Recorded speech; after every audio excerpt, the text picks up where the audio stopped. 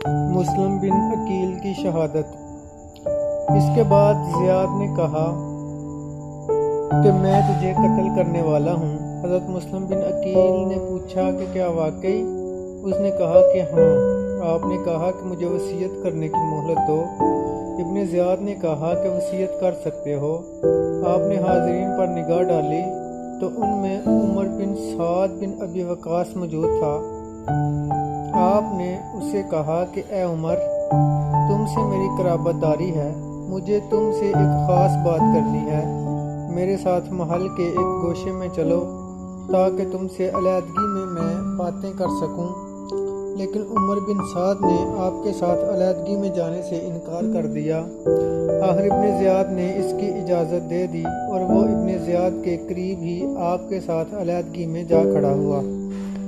حضرت مسلم بن عقیل نے کہا کہ کوفہ میں نے 700 درہم قرضہ دینا ہے، تم میری طرف سے یہ قرض ادا کر دینا۔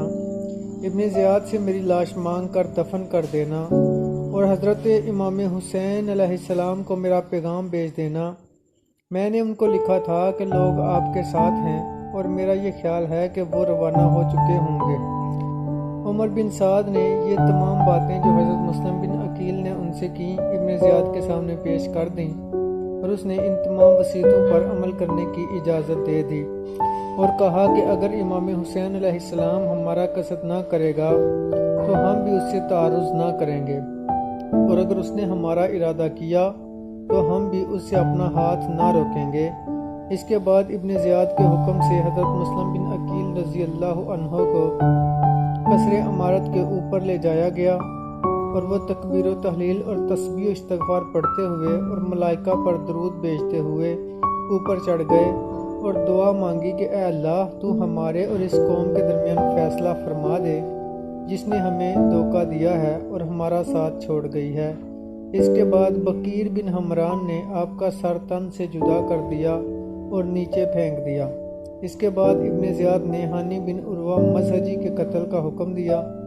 ہانی کو سوق الغنم میں قتل کیا گیا اور ان کی لاش کو کوفہ کے مقام کناسہ پر لٹکا دیا گیا۔ شہادت مسلم پر شاعر کا قصیدہ۔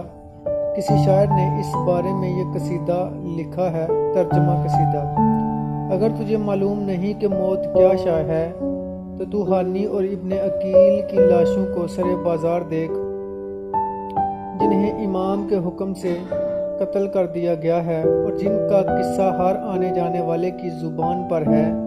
ایک بہادر نوجوان کے لاشے کو دیکھ تلوار نے جس کے چہرے کو زخمی کیا ہے، اور ایک دوسرے لاشے کو دیکھ جو مقتول کے کٹے پھٹے لباس میں گرا پڑا ہے۔ تو ایک جسد کو دیکھے گا جس کا رنگ موت نے متغیر کر دیا ہے اور جس کے خون کا دارہ بہہ نکلا ہے ہر سیلاب گاہ میں۔ اگر تم اپنے بھائی کے خون کا بدلہ نہیں لے سکتے تو پھر تمہاری مثال ایک زناکار بازاری عورت کی سی ہے جو تھوڑے سے معاوضہ پر راضی ہو جاتی ہے۔ ابن زیاد کا یزید کو خط۔ اس کے بعد ابن زیاد نے ان کے علاوہ کچھ دوسرے لوگوں کو بھی قتل کیا اور یہ تمام واقعات شام کی طرف یزید بن معاویہ کو لکھ کر بھیج دیے۔ عبیداللہ ابن زیاد نے بصرہ سے روانگی سے ایک دن پہلے اہل بصرہ میں ایک برجستہ اور برمحل تقریر کی جس میں اس نے انہیں نصیحت کی اور اختلاف و انتشار اور فتنہ انگیزی سے ڈرایا۔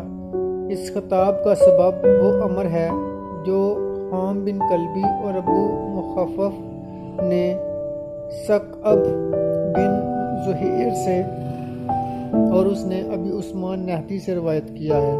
اہل بصرہ کے نام امام حسین علیہ السلام کا خط۔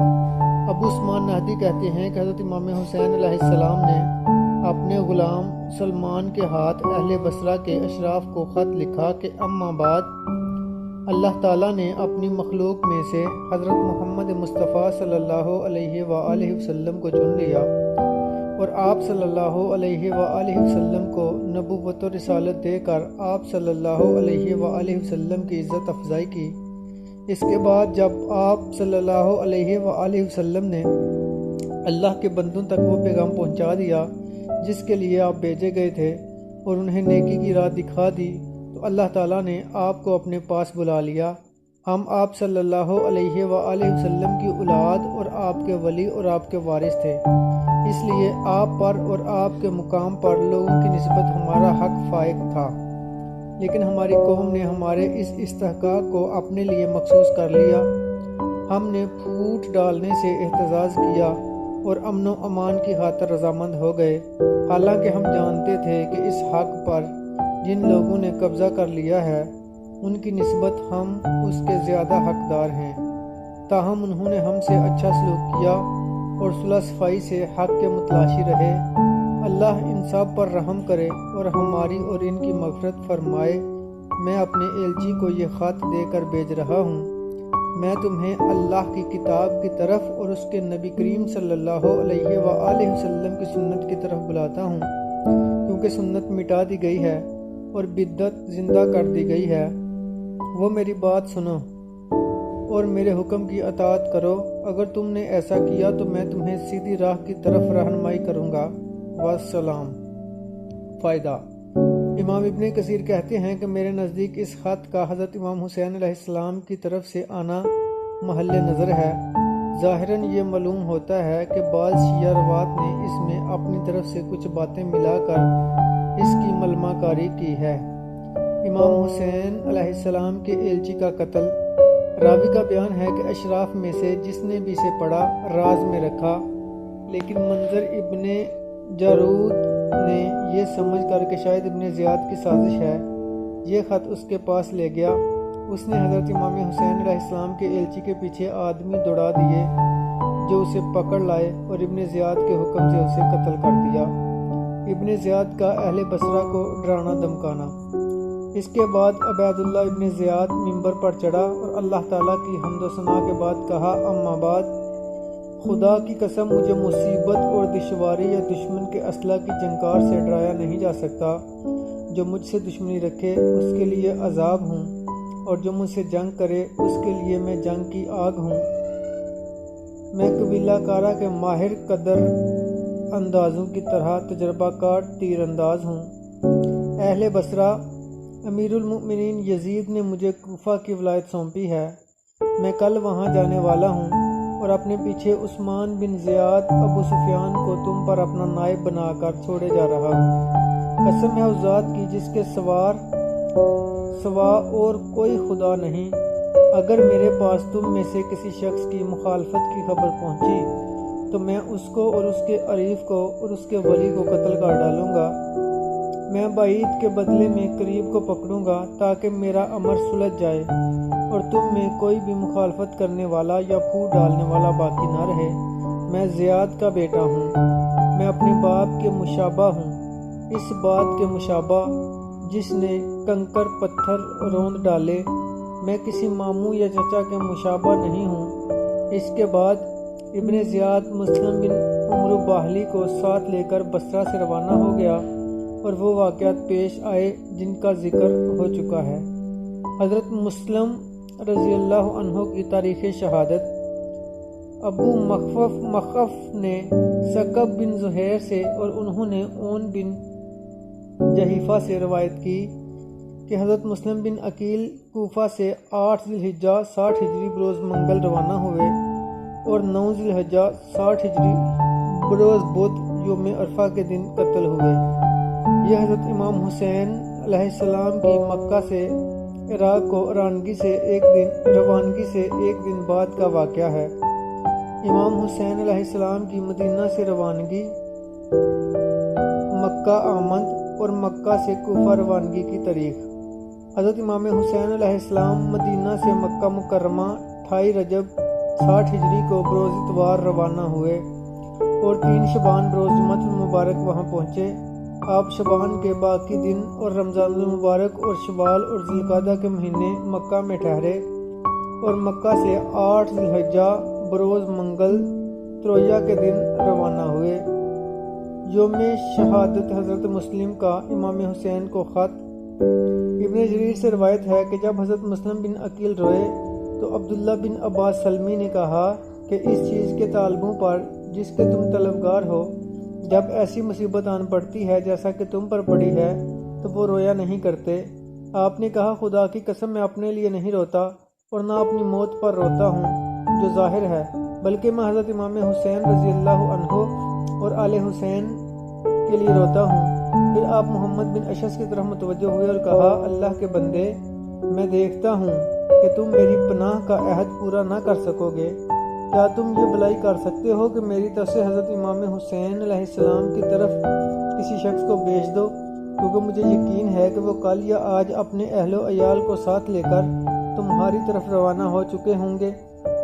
مجھے ان کی بہت فکر ہے، قاصد انہیں جا کر کہے کہ مجھے ابن عقیل نے بھیجا ہے، جو قوم کے ہاتھوں میں گرفتار ہے اور جو معلوم نہیں صبح یا شام قتل ہو جائے گا۔ آپ اپنے اہل و عیال سمیت واپس چلے جائیں، کہیں ایسا نہ ہو کہ اہل کوفہ آپ کو بھی دھوکہ دیں۔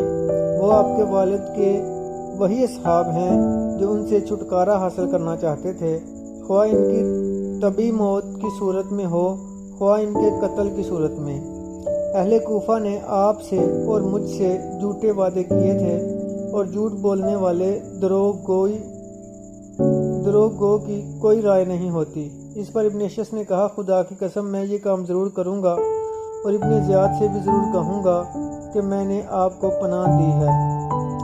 ابو مخف نے سے روایت ہے کہ اس کے بعد محمد بن اشعث نے ایاس بن عباس طائی کو بلایا، جو بنی مالک بن سمامہ میں سے تھا اور شاعر تھا، اور اسے کہا کہ جاؤ اور یہ خط حضرت امام حسین علیہ السلام کو پہنچا دو۔ اور خط میں وہ ساری باتیں لکھ دیں جو حضرت مسلم بن عقیل نے کہی تھیں۔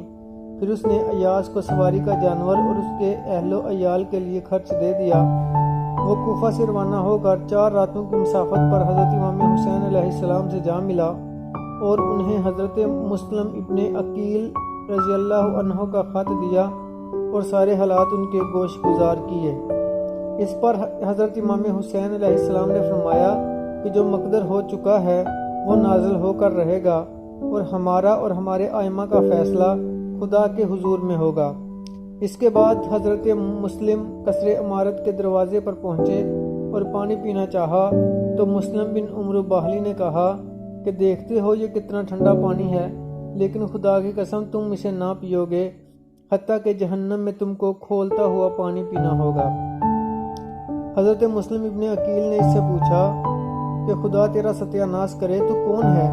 اس نے کہا کہ میں وہ ہوں جس نے حق کو پہچانا جبکہ تو نے انکار کیا، اور جس نے اپنے امام کی خیر خواہی کی جبکہ تم نے اسے دھوکہ دیا، اور جس نے امام کی بات سنی اور اطاعت کی جبکہ تو نے اس کی نافرمانی کی۔ میں مسلم بن عمرو باہلی ہوں۔ حضرت مسلم بن عقیل نے کہا، اے ابن ناہلہ، تیری ماں تجھے روئے، تو کتنا جفاکش، کتنا درشت اور کتنا بد اخلاق ہے۔ خدا کی قسم جہنم اور اس کا کھولتا ہوا پانی پینے کا حقدار سب سے زیادہ تو ہے۔